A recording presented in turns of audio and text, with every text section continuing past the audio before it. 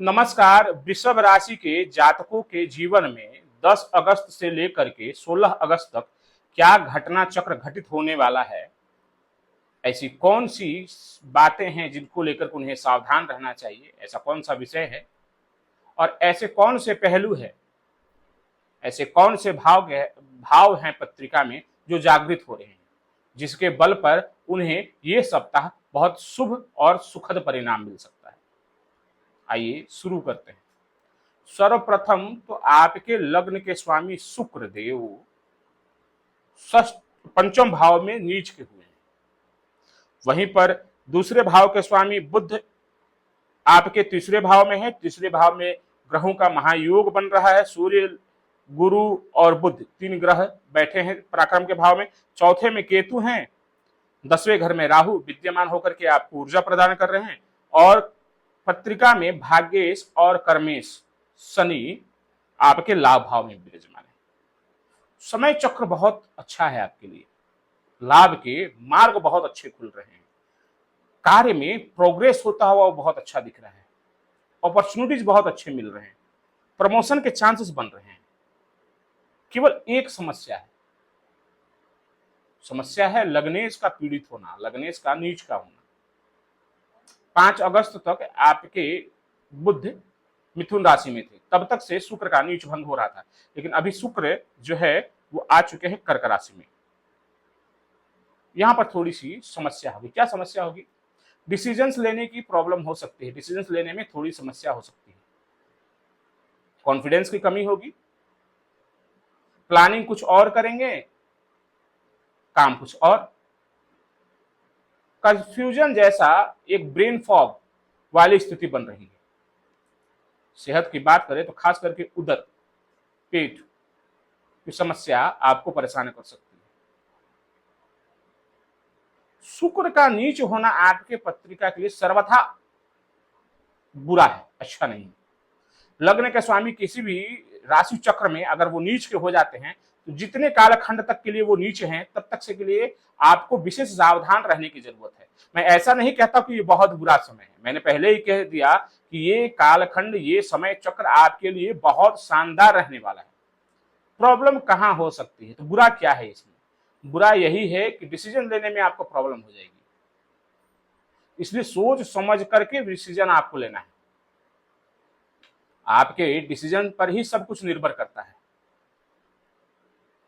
अब लग्न के स्वामी पंचम भाव में नीच के हो गए, प्रेम संबंध से जुड़े हुए समस्याएं आ सकती हैं। पंचम भाव संतान का भी है। संतान को लेकर के थोड़ी चिंता बढ़ सकती है। उच्च शिक्षा का है। अगर आप विद्यार्थी हैं तो आपके लिए यह समय थोड़े से संयम बना करके रखने का है। केवल 2 सितंबर तक का समय है। 2 सितंबर तक आपको संयम बना करके रखना है। उसके बाद सब कुछ अच्छा है।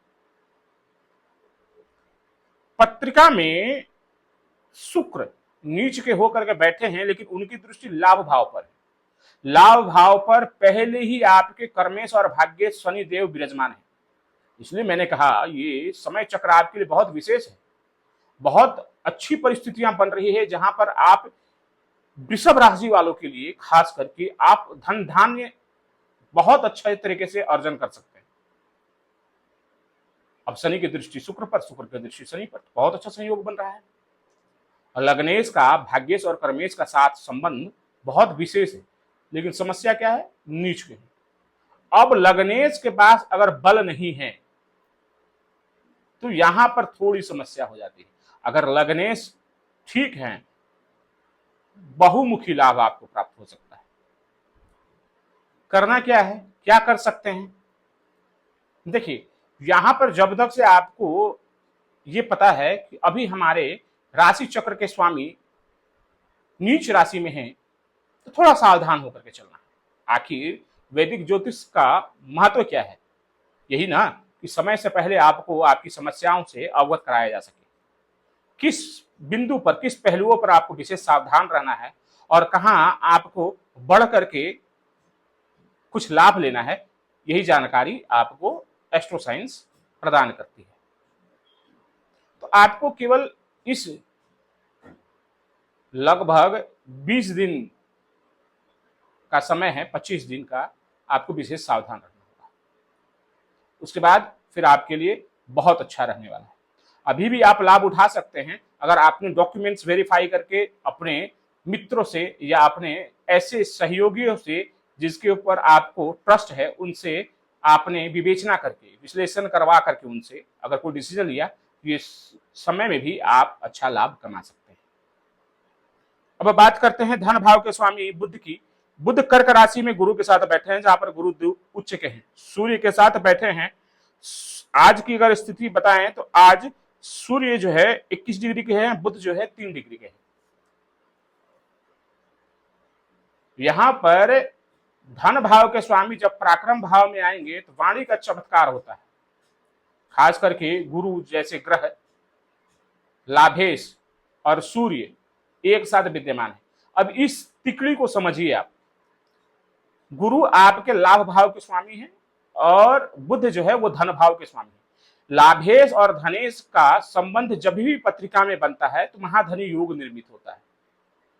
ये सप्ताह और खासा विशेष आपके लिए हो जाता है,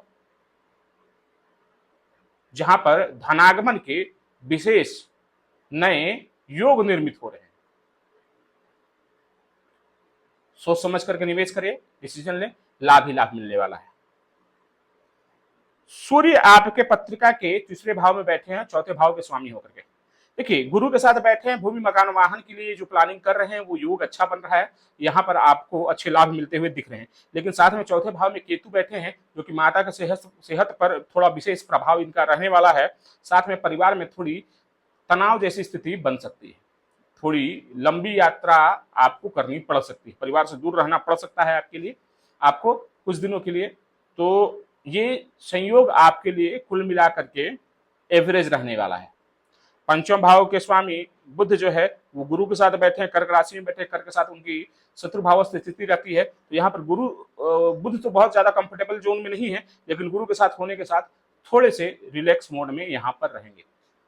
थोड़ा सा आपके पंचम भाव को लेकर के समस्या जो उत्पन्न हो रही थी, थोड़ी सी ये स्थिति न्यूट्रल रहने वाली है। षष्ठ भाव के स्वामी शुक्र आपके पंचम भाव में विराजमान है। षष्ठ भाव बीमारियों का है, कर्जों का है। तो यहाँ पर जैसा मैंने कहा उधर संबंधित रोग, पेट संबंधित पीड़ा यहाँ पर थोड़े बहुत आपको परेशान कर सकते हैं। अष्टम भाव के मंगल आपके धन भाव में बैठे हैं, तो अपने वाणी पर आपको विशेष ध्यान रखना होगा। ऐसा ना हो कि वाणी के कारण ही, मैंने क्या कहा कि कुछ जो भी प्रॉब्लम होंगी वो आपके कारण होंगी। अब ऐसा ना हो कि सब कुछ बना बनाया मिला और आपके वाणी के कारण सब कुछ खराब हो चुका। द्वितीय भाव में जब भी मंगल बैठे हैं तो वाणी में थोड़ी कटुता आ जाती है। वैसे तो आप बातों के धनी हैं, द्वितीय भाव में आपकी बुद्धि की राशि है, बातों के धनी हैं आप, लेकिन जब मंगल जैसे ग्रहों का प्रभाव द्वितीय भाव में बैठ जाएगा तो क्या होगा कि थोड़ी सी वाणी में कठोरता आ जाएगी। इस चीज का आपको ध्यान रखना है। 10वें घर में राहु विद्यमान है। ये राहु साम दाम दंड भेद हर प्रकार की नीति निकाल करके आपको विजयी बनाना चाहते हैं और आप प्रयासरत हैं, आप प्रयास कर रहे हैं, आप कोशिश कर रहे हैं कि कैसे भी करके आपको सक्सेस मिल जाए, और यकीन मानिए सक्सेस मिलेगा आपको। ये राहु, दशम के राहु और एकादश के शनि आपको विशेष लाभ देंगे और दे भी रहे हैं। वृषभ राशि के जातकों के लिए पिछले 1 वर्ष का समय विशेष खास बना हुआ है। हाँ, थोड़ी समस्या जरूर रही है गुरु के कारण, लेकिन अब अच्छा है समय, लाभ ही लाभ आपके लिए है। उपाय के तौर पर आपको चंडी कवच का पाठ करना चाहिए और साथ ही आपको दशरथ कृत शनि स्तोत्र का पाठ करना चाहिए।